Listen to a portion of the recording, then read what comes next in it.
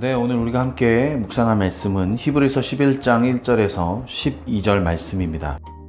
히브리서 11장은 흔히 우리 대부분 다 아시듯이 믿음장이라고 불리고 있습니다. 믿음에 대해서 무엇이 있고 믿음의 선진들의 이해가 쭉 해서 11장 전체에 나오기 때문입니다. 가장 유명한 말씀이 1절 말씀입니다. 믿음은 바라는 것들의 실상이요 보이지 않는 것들의 증거니. 유명한 래퍼가 이 부분을 가지고 신앙 고백적으로 랩을 만들어서 또 했던 것이 유행이 되기도 하고 했던 가사의 한 부분이 되었던 말씀입니다. 믿음의 선진들, 특별히 오늘은 아벨, 에녹, 노아, 아브라함 이런 식으로 한번 살펴볼 것입니다. 믿음에 대해서 함께 같이 묵상해 보시도록 하겠습니다.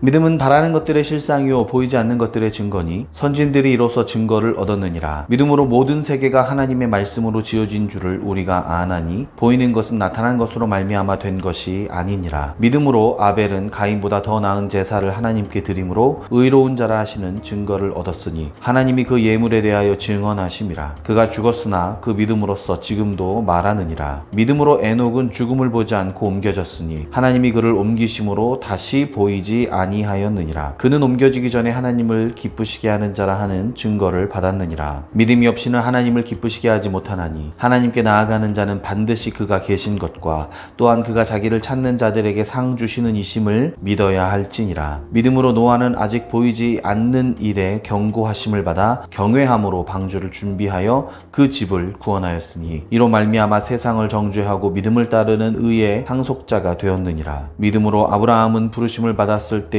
순종하여 장래의 유업으로 받을 땅에 나아갈새 갈 바를 알지 못하고 나아갔으며 믿음으로 그가 이방의 땅에 있는 것 같이 약속의 땅에 거류하여 동일한 약속을 유업으로 함께 받은 이삭 및 야곱과 더불어 장막에 거하였으니 이는 그가 하나님이 계획하시고 지으실 터가 있는 성을 바랐음이라. 믿음으로 사라 자신도 나이가 많아 단산하였으나 잉태할 수 있는 힘을 얻었으니 이는 약속하신 이를 미쁘신 줄 알았음이라. 이러므로 죽은 자와 같은 한 사람으로 말미암아 하늘의 허다한 별과 또 해변의 무수한 모래와 같은 많은 후손이 생육하였느니라. 아멘.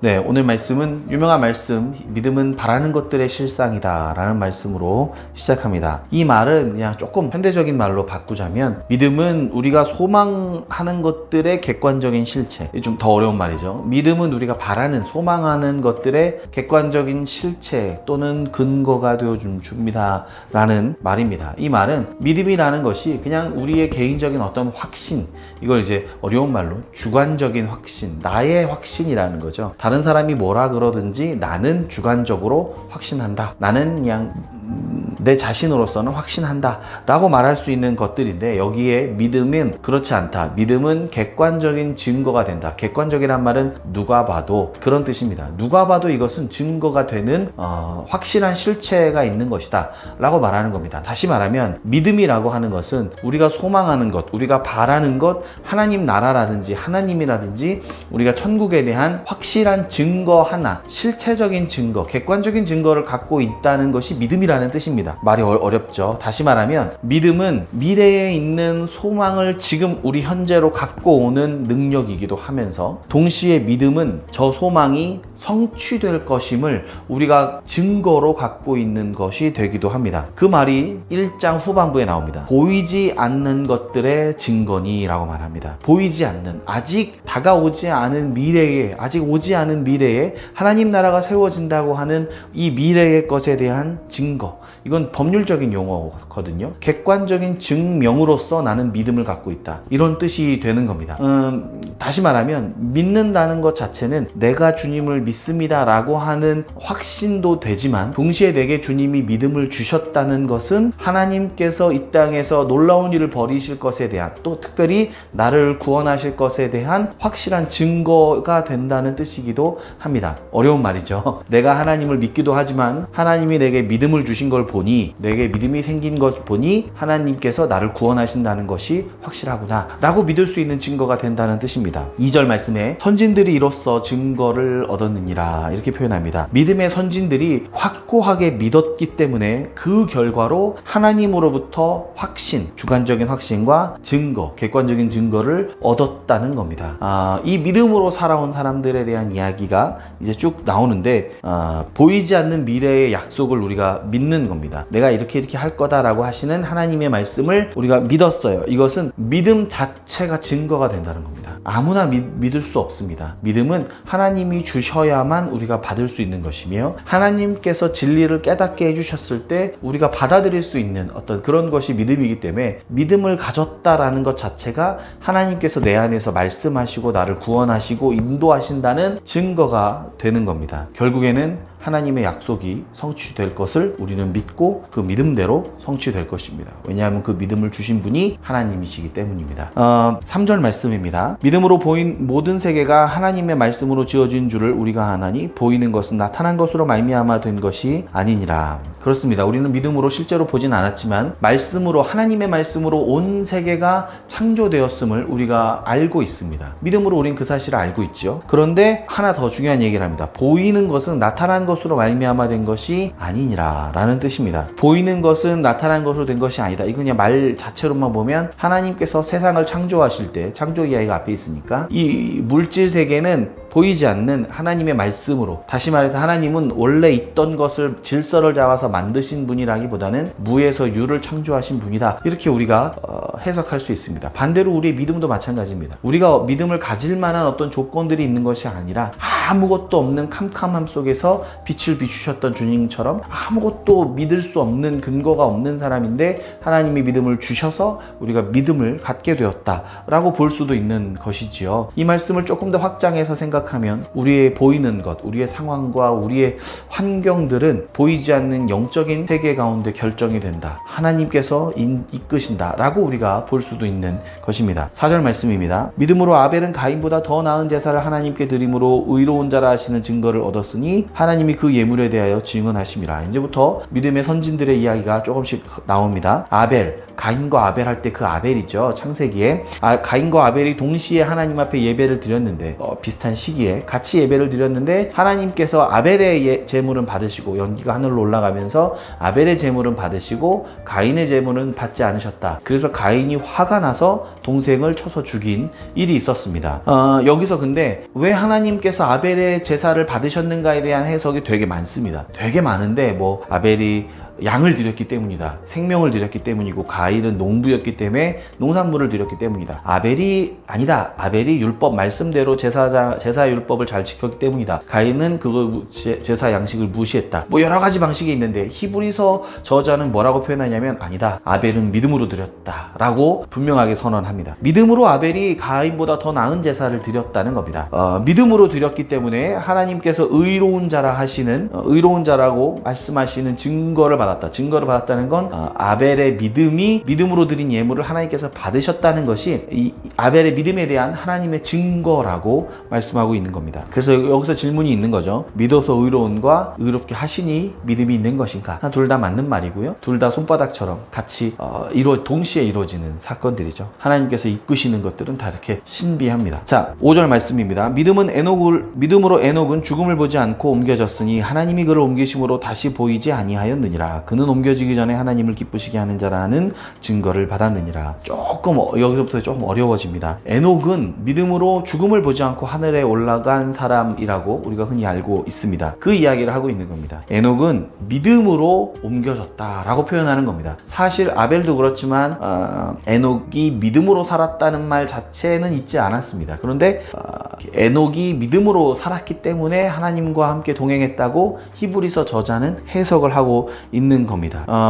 그런데 여기 뭐라고 표현하느냐면, 그는 옮겨지기 전에 하나님을 기쁘시게 하는 자라 증거를 받았다라고 표현합니다. 에녹이 하나님을 기쁘시게 했다라는 말은 사실은 성경에 나오진 않는데, 우리 성경엔 나오진 않는데요. 이게 이제 최초의 유대교 히브리어를 헬라어로 번역한 70인역이라고 있습니다. 아주 고대의 권위 있는 헬라어 번역인데, 헬라어도 고대어고 히브리어도 고대어니까요. 학자들은 이 두 가지를 같이 보는 건데, 히브리어 성경에는 에녹이 하나님과 동행했다라고만 표현되어 있는데, 이 표현을 헬라어 성경에서는 에녹이 하나님을 기쁘시게 했다라고 표현이 되어 있습니다. 지금 히브리서 저자는 헬라어로 쓰고 있고요. 헬라어를 굉장히 유창하게 다루고 있고, 70인역 헬라어 성경을 자유자재로 인용하고 있는 사람입니다. 이 사람이 지금 인용하고 있는 성경은 그러니까 헬라어 성경, 에녹이 하나님을 기쁘시게 했다. 요 말씀을 딱 기억하고 지금 하는 겁니다. 번역이 차이가 있기 때문에 그렇게 에녹이 하나님을 동행했다라는 말을 기쁘시게 했다라는 말로 번역된 성경을 갖고서 있기 때문에 지금 이렇게 표현했던 겁니다. 사실 그렇게 생각하면 하나님과 동행하는 것과 하나님을 기쁘시게 하는 것이 같은 뜻이구나 라고 우리는 이해할 수 있습니다. 그렇기 때문에 에녹은 하나님을 기쁘시게 했다는 겁니다. 하나님과 동행하며 하나님을 기쁘시게 했다는 겁니다. 왜냐하면 유대교 전승에 보면 에녹이 하나님을 기쁘시게 할 수 있었던 이유는 에녹은 모든 시대의 회개의 모범으로 당시 사람들에게 통용되고 있었습니다. 이게 우리 성경에는 없는 이 유대인들이 보는 전승에 따르면 에녹은 모든 시대의 회개의 모범이었습니다.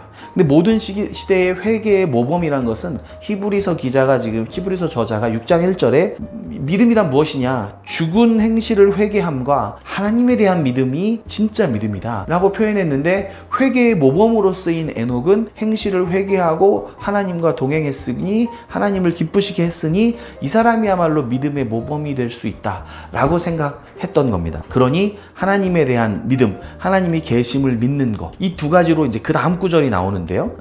하나님을 어떻게 믿느냐? 우리가 하나님을 믿는다는 것은 하나님은 어떤 하나님이신가, 하나님이 스스로 어떤 하나님으로 본인을 계시하시고 보여주셨는가가 중요한데, 사도 바울이 아브라함이 보는 하나님을 어떻게 해석했느냐면 이렇게 표현합니다. 이제 믿음이 무엇인가에 대한 이야기인데요. 로마서 4장 17절 말씀, 노란색 부분으로, 그가 믿은 바 하나님은 죽은 자를 살리시며 없는 것을 있는 것으로 부르시는 이시니라. 이것이 아브라함이 믿는 하나님인데, 죽은 자를 살리시며 부활의 하나님이시고요, 없는 것을 있는 것으로 부르시는 하나님, 창조의 하나님. 그 하나님이 어떤 하나님이냐면 죄인을 의롭게 하시는 구원의 하나님, 조금 어려운 말로 칭의의 하나님이십니다. 이 하나님이 계심을 믿고 그 하나님을 기쁘시게 하며 동행했던 에녹에 있어서, 에녹의 이 일들, 에녹은 회개의 모범이었으니 이 회개하며 이 하나님이 계심을 믿었던 에녹이 이제 믿음에 대해서 새로운 차원의 문을 열어줄 것이다 라는 기대감이 있는 겁니다. 6절 말씀에 그렇게 되어 있습니다. 믿음이 없이는 하나님을 기쁘시게 하지 못하나니 하나님께 나아가는 자는 반드시 그가 계신 것과 또한 그가 자기를 찾는 자들에게 상 주시는 이심을 믿어야 할지니라. 에녹의 이야기,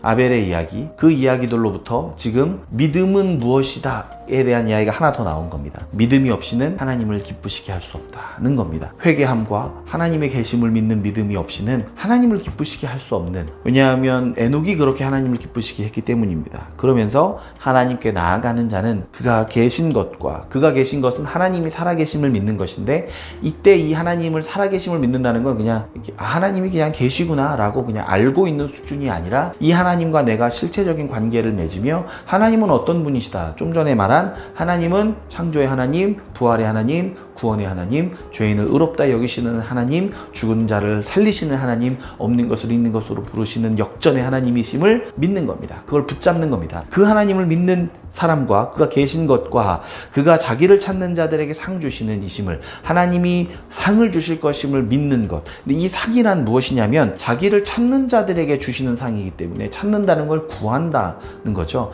그러면 찾는 자에게 필요한 가장 중요한 것은 그가 찾는 것을 주는 것입니다. 물을 찾고 있는 사람에게 가장 중요한 상은 물을 주는 것입니다. 사랑을 찾는 자에게 가장 중요하게 주시는 상은 사랑을 주시는 것입니다. 하나님을 찾는 자들, 하나님을 갈망하는 자들에게 주시는 하나님의 상은 하나님 자신을 보여주시고 알려주시고 본인을 주시는 것입니다. 믿음은 우리 안에 계신 성령 하나님께서 오시는 것으로 믿음은 시작하고, 믿음은 그것으로, 그 하나님과 동행하는 것으로 완성되며, 그 하나님과 동행하는 것이 하나님을 기쁘시게 하는 것입니다. 그 얘기가 지금 11장 계속 나오는 이야기입니다. 이제 노아에 대한 이야기로 넘어갑니다. 믿음으로 노아는 아직 보이지 않는 일에 경고하심을 받아, 보이지 않는 일, 아까 믿음은 보이지 않는 것에 대한 증거라고 11장 1절에서 말했듯이, 보이지 않는 미래에 한참 참 뒤의 미래죠. 실제로는 몇백 년 뒤에 홍수가 일어나는 미래의 일에 대한 경고를 받아서 믿음으로 방주를 지었습니다. 그리고 그 집과 온 가족을, 온 인류를 구원했습니다. 8절 말씀입니다. 믿음으로 아브라함은 부르심을 받았을 때에 순종하여 장래의 유업으로 받을 땅에 나아갈새 갈 바를 알지 못하고 나아갔으며 믿음으로 그가 이방 땅에 있는 것과 같이 약속의 땅에 거류하여 동일한 약속을 유업으로 받은 이삭 및 야곱과 더불어 장막에 거하였으니 이는 그가 하나님이 계획하시고 지으실 터가 있는 성을 바랐습니다. 말씀이 좀 어려워서 세로로 좀 나눴는데요. 믿음으로 부르심을 받았습니다. 그 부르심은 땅을 유업으로 주리라 라고 하는 약속입니다. 아브라함이 주신 약속이 몇 가지가 있는데 그 중에 좀 땅에만 집중한다면 땅을 유업으로 준다는 약속을 받았습니다. 그래서 믿음으로 순종해서 갈 바를 알지 못하고 어디로 가야 될지를 모르고 가나안이라고 주님이 딱 꼬집어서 말한 것이 아니라 내가 내게 지시할 땅으로 가라 말씀하셔서 그 땅으로 갔습니다. 갈 바를 알지 못하고 그냥 발을 띄고 먼저 순종했습니다. 그리고 이방 땅에 거하는 것과 같이 약속의 땅에 거합니다. 이게 무슨 뜻이냐면 이방 약속의 땅에 도착했음에도 불구하고 이방인들하고 똑같이 생활하는 겁니다. 거기서 진짜 땅을 얻지는 못했습니다. 나그네 생활을 했다는 거죠. 근데 그게 누구까지 하느냐면 아브라함이 죽고 그 자녀들까지도 이삭과 야곱까지도 장막에서 나그네처럼 약속으로 받은 땅인데 그 땅에서 나그네처럼 살았습니다. 그런데 왜냐하면 이는 아브라함이 하나님이 계획하시고 지으실 터가 있는 성을 바랬습니다. 장막에서 사는 것, 이방인들처럼 나그네처럼 장막으로 사는 것이 아니라 터를 잡고 성을 쌓고 살게 될 것을 믿었다는 겁니다. 불안전한 삶이 아니라 완전히 안전한 삶을 바라고 믿었다는 겁니다. 근데 그 안전한 삶은 가나안이 아니다라는 것이 히브리서 저자의 의도입니다. 가나안의 약속의 땅으로 받은 가나안에 내가 터를 잡고 성을 쌓고 사는 것이 아니라 완전한 반석이신 하나님 나라에 내가 터를 잡고 그곳에 자리를 잡고 살아갈 것에 대한 소망을 품었고 그 소망에 대한 증거로 믿음을 갖고 장막에서 살았다는 것이 내용입니다. 11절에는 새로운 믿음에 대한 내용이 나오는데요. 믿음으로 사라 자신도 나이가 많아 단산하였으나 잉태할 수 있는 힘을 얻었으니 이는 약속하신 이 일을 미쁘신 줄 알았습니다. 약속하신 이가 미쁘시다는 말은 신실하시다는 뜻입니다. 약속하신 하나님께서 신실하시다는 믿음, 증거를 갖고 붙잡고 살았습니다. 그랬더니 어떻게 되었느냐면 죽은 자와 같은 한 사람으로 말미암아 아브라함은 죽은 자와 같은 이렇게 잉태할 수 없는 불가능한 사람, 죽은 자를 살리시며 없는 것을 있는 것으로 부르시는 하나님, 그 하나님을 믿어서 이삭을 낳았던 아브라함처럼 죽은 자와 같은 한 사람을 말미암아 수많은 자손을 주었다고 말씀하시는 겁니다. 믿음은 죽은 자를 살리시며 없는 것을 있는 것으로 부르시는 하나님, 그 하나님이 칭의의 하나님, 구원의 하나님임을 신뢰하는 것. 그리고 내가 이 주님을 신뢰한다, 이 주님을 내가 신뢰하기로 결정한다는 것 자체가 내 힘으로 하는 것이 아니라 하나님께서 내게 믿음을 불어 넣어 주셨구나. 우리가 이렇게 받아들일 수 있는 것입니다. 같이 묵상 질문을 통해서 말씀을 정리하겠습니다. 믿음은 불가능 속에서 약속이 이루어질 것을 믿는 인간의 마음이기도 하지만 동시에 구원하시기로 작정하신 하나님의 보증이기도 합니다. 우리에겐 이런 믿음이 있습니까? 굉장히 간단한 건데요. 믿음에 대한 설명을 많이 했지만 나는 결국 믿는 사람인가? 다시 말하면 나는 예수님의 십자가 부활과 죽으심과 하나님이 나를 구원하신다는 사실을 내가 믿어지는가? 믿어진다는 것은 내 힘으로 내가 그걸 믿기로 결심하고 내가 힘을 쓰고 애를 쓰는 것이 아니라 하나님께서 내게 믿음을 주셨구나, 내게 믿도록 인도하시는구나, 그럼 나는 이 받은 것을 최선으로 내 생명을 다해서 믿음과 순종으로 나아가야겠구나 라고 생각한다는 겁니다. 그런 마음이 우리 가운데 있다면 믿어지는 역사가 일어났구나, 하나님께서 내게 믿음을 주셨구나 라고 생각하시면 됩니다. 우리가 바라는 소망은 무엇입니까? 하나님을 믿어서 받고자 기대하는 보상은 무엇입니까? 여러 가지가 있겠지만 우리가 받고자 하는 보상이 있을 수 있습니다. 어떤 분들 여러 가지가 있을 수 있습니다. 굳이 예를 들지는 않겠지만 당장 내 눈앞에 있는 문제들이 해결되기를 바랄 수도 있고요. 아니면 하나님 나라를 바라볼 수도 있습니다. 우리가 더 큰 것을 바랄 때 작은 것을 참을 수가 있습니다. 하나님 나라의 소망으로 오늘 하루를 고난과 유혹 가운데 승리하시기를 축복합니다. 같이 기도하겠습니다. 우리에게 믿음을 주시고 약속을 지키시는 주님을 기다리며 인내로 순종하게 인도하시는 주님 감사합니다. 믿음으로 주님을 기쁘시게 하는 삶이 되기를 소원하오니 인도하여 주옵소서. 예수님의 이름으로 기도합니다. 아멘.